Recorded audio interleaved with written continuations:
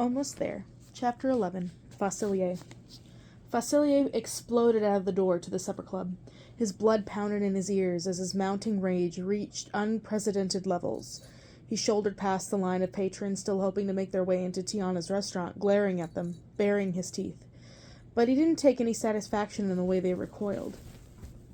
LaBeouf wasn't eating the gumbo. That was why the potion he'd given to Tiana hadn't worked on the sugar baron and his croonies, because LaBeouf had been eating that blasted étouffée this entire time. Facilier whacked at a pile of garbage with his cane, sending the refuse flying across the uneven cobblestone streets in the seedier part of Vaucarré. Fury consumed him, rising in his throat until it unleashed with a raw scream in the dark, foggy night sky. Once home, he ripped the fedora from his head and flung it onto the hat rack next to the door. He hadn't needed much of a disguise tonight. With the number of people crammed inside Tiana's little supper club, he'd gone unannounced as he slipped inside and parked himself at the table near LaBeouf's. Tiana thought she was so clever, but he was the brains of this operation. He had been visiting her little supper club for months now, always cloaked in a different disguise. He'd been right there in the same room with them, observing from afar how she reacted with all her customers, especially those fat cats Eli LaBeouf brought in. But he had never gotten close enough to notice that LaBeouf wasn't eating the gumbo. Facilier peeled off his black gloves and tossed them aside as he made his way through the emporium to the back rooms of his house. Disgust pooled in his stomach, recollections of conversation he'd heard tonight between LaBeouf and those two from the city council swirling around in his head. The wealthy sugar baron had pledged to invest $50,000 in a new set of railroad tracks being added to those that already lined the riverfront, as if they were play money. What a ridiculous man with ridiculous ambitions. He didn't deserve his fortune, nor his influence. The things Facilier would do with that type of wealth, with men bending over backward to heed his every word. He snarled as he recalled an accident years ago when he had encountered Eli LaBeouf in Jackson Square. The sugar baron had not been nearly as wealthy and powerful as he was now, yet still carried himself as if the world were his to control. Facilier had held his hand out for a gentlemanly handshake, but LaBeouf had walked past him without so much as a glance, while LaBeouf and his croonies would take notice of him, and soon Facilier would make sure of that.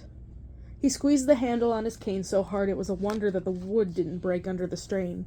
He tossed the cane aside and went to work, gathering everything he needed to create more of the potion he'd given to Tiana for her gumbo.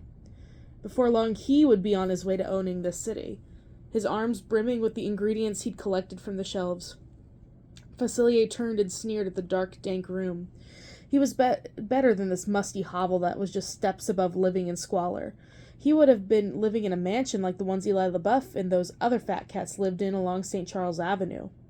He had thought he would be satisfied with their wealth and power, but now Facilier decided he wanted more. He wanted their envy. He wanted them to seethe with jealousy when he walked by, to crave his attention. He wanted LaBeouf to choke on his own bitterness and resentment. It was only right that he experienced what Facilier had endured all these years. And the only way to accomplish that was to take hold of the power that they all had over this city.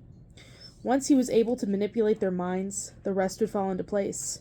He was sure of it. A knock at the door jarred Facilier out of his fervent musings. He tilted his head toward it, waiting for the second double knock. When it came, he smiled. He went over to the door and opened it with a flourish. "Mr. Bruce, my dear friend, back so soon?" He stepped aside. "Why don't you step into my humble abode?" The stout man barged into the room. He held up a bottle.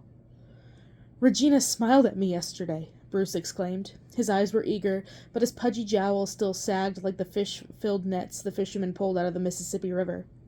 Facilier had been expecting him. The concoction he'd sold the cobbler just a few days ago should have lasted him well into next week. But Mr. Bruce's infatuation with the war widow who frequented his shop grew stronger with each bottle he consumed. That was always a good sign for his business. "If you give me just a moment, I'll provide everything you need," Facilier said. He turned to the shelf, stocked with neatly arranged jars and bottles of various sizes, each filled with assorted liquids and salves. He might not have the knowledge his dear mother had, having been taught by the voodoo spiritual leaders of her homeland, but he had learned a trick or two in his day. He emptied dried rose petals into a black marble mortar and crushed them into fine powder with the pestle. He added a bit of honey, a little sage, and the juice of one red cherry. Then he mixed it up using a wand made of rose quartz. Facilier motioned for the man to hand him the empty bottle he'd brought with him. "Let me have that one there bottle," he said. He slowly poured the concoction into it and swirled the bottle around. As he did so, Facilier mumbled gibberish. The words didn't matter as long as Mr. Bruce believed he had the power to make sweet Mrs. Dupre fall in love with him. "There," Facilier said. "A few sips and your lady friend will be at your door." The bits of gravel Facilier had sprinkled at the widow's doorstep would ensure her to trip to the cobbler. The jagged stones were hell on shoe soles. Mr. Bruce reached for the bottle, but Facilier pulled it out of his reach and stretched out his other hand, passing his thumb over his fingers. Ah, he crooned. "I think you're forgetting something." Bruce handed over several folded bills. Facilier fanned them out, counting the money before finally releasing the bottle into the customer's stubby hand. "Now remember, you need only a small teaspoon of it in the morning. Of course, you can take more at night, before bed, if you think Mrs. Dupree needs a little more urging." The man nodded excitedly as he tucked the bottle into his pocket and exited the door, disappearing into the dark, foggy night. Facilier smiled as he closed the door behind him, but his grin quickly turned into a glower. He shouldn't have had to peddle silly love potions to numbskulls like Bruce.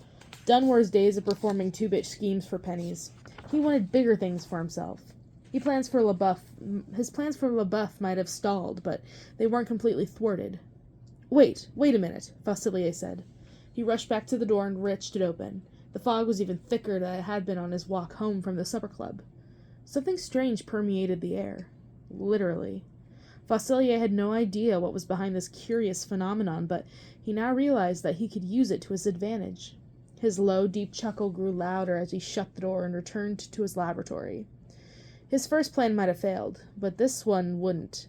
He searched the shelves until he caught sight of a large jar with a particularly potent ingredient, one that would stop a grown man in his tracks and make him wait for his fate. He knew exactly what he needed to do.